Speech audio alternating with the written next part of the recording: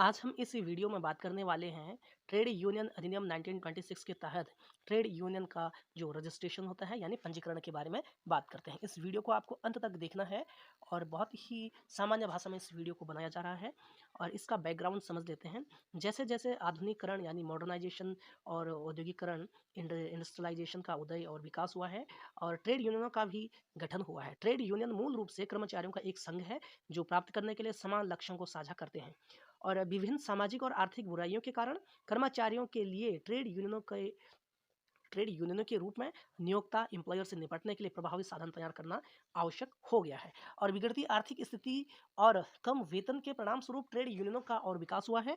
एक trade union सदस्यता आधारित संगठन से बना एक संगठन है और इसकी सदस्यता मुख्य रूप से कर्मचारियों से बनी होती है। एक ट्रेड यूनियन का मुख्य उद्देश्य कार्यस्थल में अपने सदस्यों के हितों की रक्षा करना और उन्हें आगे बढ़ाना होता है। अधिकांश ट्रेड यूनियन किसी भी नियोक्ता से स्वतंत्र है, हालांकि ट्रेड यूनियन नियोक्ताओं के साथ घनिष्ठ कार्य संबंध विकसित करने का प्रयास करते हैं। यह कभी-कभी नियोक्ता और ट्रेड यूनियन के बीच एक साझेदारी समझौते के रूप में ले सकता है, जो उनके सामान्य हितों और उद्देश्यों की पहचान करता है। ट्रेड यूनियन वेतन और शर्तों पर नियोक्ताओं के साथ समझौते पर बातचीत करना, कार्यस्थल में बड़े पैमाने पर अतिरेक रिड्यूडेंसी जैसे बड़े बदलावों पर चर्चा करना और नियोक्ताओं के साथ सदस्यों की चिंताओं पर चर्चा करना, अनुशासनात्मक और शिकायत बैठकों में सदस्यों का साथ देना और सदस्यों को कानूनी और वित्तीय सलाह प्रदान करना और शिक्षा सुविधाएं और कुछ उपभोक्ताओं कंज्यूमर लाभ जैसे रियायती बीमा प्रदान करना। अब इसका इंट्रोडक्शन पे बात करते हैं और इंट्रोडक्शन क्या है इसका। 1925 के अंत में यानी 1925 के अंत के दौरान ट्रेड यूनियनों की संख्या अत्यंत वृद्धि हुई है, उसमें जो कि बहुत वृद्धि हुई है। उन्होंने औद्योगिक विवादों के निपटारे और रोकथाम से निपटने वाले तंत्र और कर्मचारियों के अधिकारियों को सुरक्षित करने की मांग की थी और नियोक्ताओं द्वारा कर्मचारियों के निरंतर शोषण के परिणाम स्वरूप उनके हितों की रक्षा और उनकी वास्तविक मांगों को पूरा करने के लिए ट्रेड यूनियन अधिनियम 1926 का गठन किया गया। इस अधिनियम ने यूनियन बनाने और संगठन करने के अधिकार को वैध बनाया और इसलिए और कर्मचारियों को ट्रेड यूनियन बनाने की अनुमति दी गई। अधिनियम ने गठन ट्रेड यूनियन के पंजीकरण के लिए शर्तों प्रक्रियाओं के लाभ, पंजीकरण के लाभ और पंजीकृत ट्रेड यूनियन की गतिविधियों के लिए सिविल और आपराधिक कानूनों से संघ के लीडर को उपलब्ध छूट के विस्तृत प्रावधान निर्धारित किए। अब हम आगे बात करते हैं डेफिनेशन क्या है, इसकी परिभाषा क्या है। भारतीय ट्रेड यूनियन अधिनियम 1926 ट्रेड यूनियनों को परिभाषित करता है।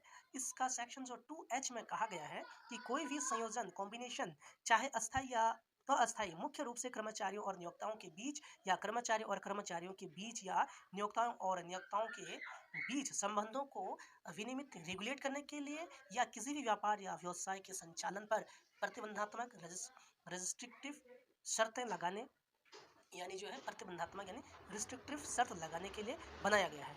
और संघ और इसमें दो या दो से अधिक ट्रेड यूनियनों का कोई भी संघ भी शामिल हो सकता है। इस प्रकार वर्तमान लेख ट्रेड यूनियन के सबसे महत्वपूर्ण पहलू से निपटेगा जो ट्रेड यूनियनों का पंजीकरण है। ट्रेड यूनियन अधिनियम 1926 का अध्याय जो चैप्टर है ट्रेड यूनियन के पंजीकरण के प्रावधानों से संबंधित है। और अब हम बात करते हैं ट्रेड यूनियन के पंजीकरण की प्रक्रिया क्या होती है, क्या प्रोसीजर होता है। रजिस्ट्रार की नियुक्ति सेक्शन 3 के तहत ट्रेड यूनियन के पंजीकरण की प्रक्रिया के लिए रजिस्ट्रार की नियुक्ति की जाती है। साथ ही उपयुक्त सरकार किसी विशेष राज्य के लिए जहां एक ट्रेड यूनियन का रजिस्ट्रार शक्तियों और कार्यों का निर्वहन डिस्चार्ज करने में असमर्थ है, अतिरिक्त और डिप्टी रजिस्ट्रार नियुक्त करने के लिए अधिकृत है। एक स्थानीय सीमा के अंदर वह इस उद्देश्य के लिए निर्धारित रजिस्ट्रार के रूप में शक्ति और कार्यों का प्रयोग कर सकता है। अब बात करते हैं रजिस्ट्रेशन का जो सिस्टम है, क्या तरीका है इसके बारे में। अधिनियम की धारा 4 sub clause first trade union के पंजीकरण के बारे में बात करती है, जिसमें कहा गया है कि ट्रेड यूनियन के पंजीकरण के लिए कम से कम 7 सदस्य होने चाहिए।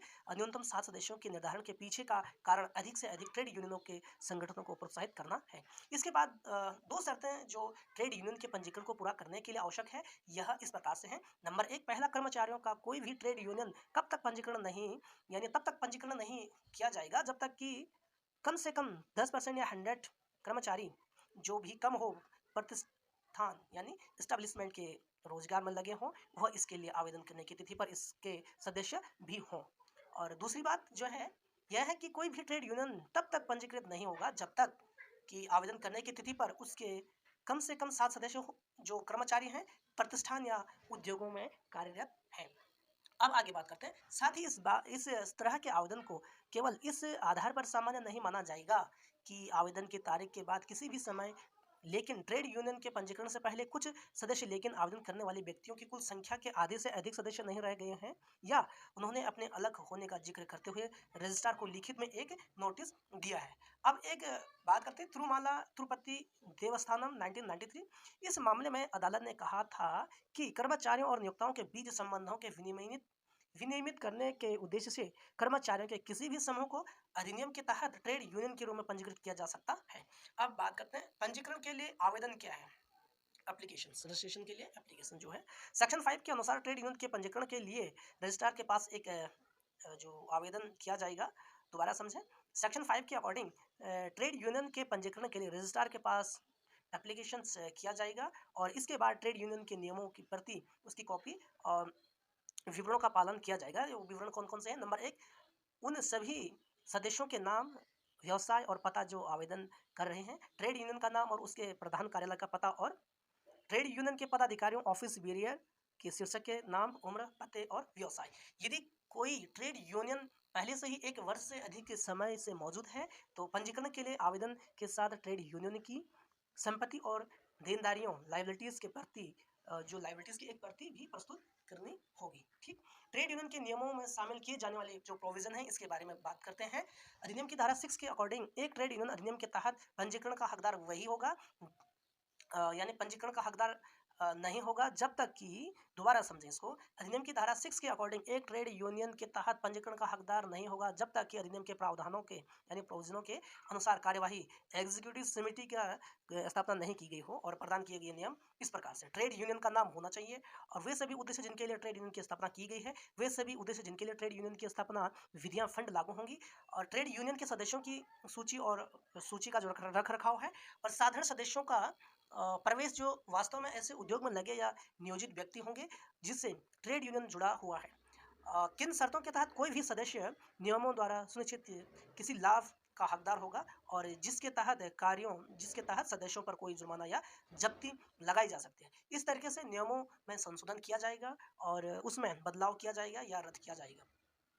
किस तरीके से कार्यवाही एग्जीक्यूटिव के सदस्य और ट्रेड यूनियन के सदस्य, यानी देखिए किस तरीके से कार्यकारिणी यानी एग्जीक्यूटिव के सदस्य और ट्रेड यूनियन के अन्य पदाधिकारियों को चुना या हटाया जाएगा।